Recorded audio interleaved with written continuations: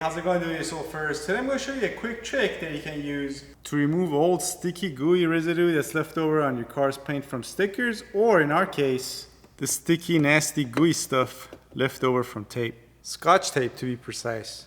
So yeah, I bought this car at an auction and it looks like it was stolen at some point. Someone busted this window in and then got in here and busted the ignition and stole the truck. And this happens fairly often on these trucks. And then what happened in this case is this car made it to the auction, and then the auction company put a piece of plastic over this to keep rain out, and then it looks like they taped it down with some Scotch tape. And then they left the car sitting for a few months in Southern California, and this happens when you do that. Scotch tape pretty much has melted onto the clear coat. So today I'm going to clean that off and install this side window so that I can get this otherwise sweet truck into a car wash and give it a good cleaning. And here's all that you'll need for this tough job: a heat gun or a hair dryer, a plastic putty knife, and our mystery cleaner, WD40.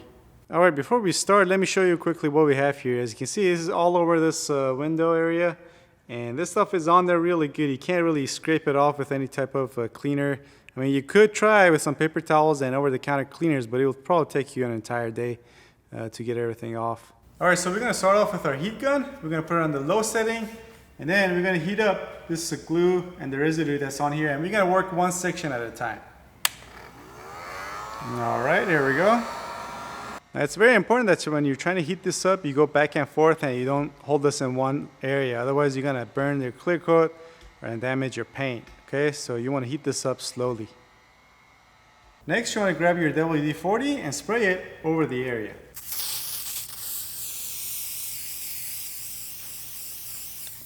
And now we're just going to let it sit for a minute and let the WD-40 do its magic. Alright, next we grab our plastic putty knife and we're going to start gently scraping off and removing this old residue. Look at that. Wow, look at how easily it's coming off now. Just scrape it off here, wipe it on this paper towel, even wipe it off here. Now, this is a pretty severe case.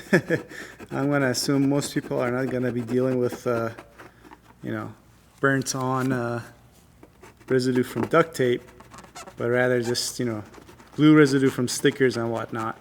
But if we can remove this stuff this easily, I have no doubt that you're going to be able to remove any type of glue residue from any type of sticker from your car's paint. No issues whatsoever. Alright, here's a look at the area after our first pass, and as you can see, we were able to get most of it off actually. We'll still have a little area here on the sides, but that's not a problem. We're just going to do another pass and they should all come off, no problem. So one more time, we'll hit it with the heat gun for about a minute or two. Then some good old WD-40 again. Then we let it sit for a minute. And then once more, some more scraper and paper towel action. And here's a look after our second pass, and as you can see, all the gooey stuff is pretty much gone from this area that we were working on, and literally took less than 10 minutes to do this. Now I'm going to spend a little bit more time and finish this up so I can slap that glass on here and take this car for a car wash, but you want to stay tuned for that shot, plus some other tips regarding how to do this exactly, and also some other uses for WD-40. And here you have it, folks. Here's the final product. As you can see, nice and shiny and all cleaned up. It all took less than half an hour. Now it's important that after you finish up doing this, that you thoroughly wash your car and get all the WD-40 off your car's finish. Because there's a chance that WD-40 can eat into your clear coat, and it's just not worth the risk. Just take it out, wash it, and be done with it. Also, once again, as this was a severe case, I had to pull out all the stops and use all the tools at my disposal. But if you're just dealing with one small sticker, you might just be able to get away with only using a heat gun, or just WD-40 on the residue after you pull off the sticker. Also, if you're dealing with a window sticker, you can always use a razor blade, but make sure you never use this on your car's finish, because you will scratch it. Now, as far as what are some other uses of WD-40, well, as some of you may know, this is a petroleum-based product. And petroleum, as in it has a lot of hydrocarbons. And hydrocarbons, as in the stuff that's in your gas that's flammable. So if you ever need to start a fire, let's say you're out camping or something and someone has WD-40, well, guess what? It's not going to be a problem. Especially if it's raining out or if you're in wet weather or humid, this really helps with starting a fire. Now, WD-40 stands for water displacement, and 40 is, I believe, the number for the formula. And it was basically made to be used as a rust inhibitor and was mainly used to protect metal from rusting out.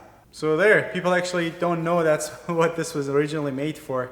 So if you got metal parts that you need to protect against rusting, go ahead and spray some WD-40 on it. It will do the job. And once again, since this is a petroleum-based product, it works very well as an insect repellent. Now, I don't know for whatever reason, but insects in general hate the smell of any type of petroleum product, be it WD-40 or gas. I guess you can always use this technique to attack wasps and whatnot.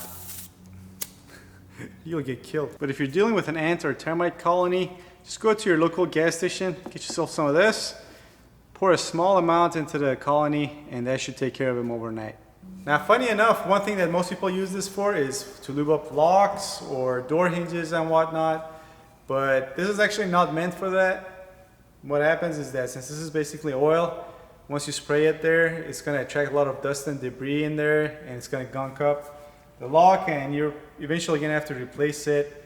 And in case of door hinges, you'll be quickly back to square one. It's going to start making noise and whatnot. And that's all there is to it, folks. Hope you enjoyed this video. If you did, do me a favor and share this video.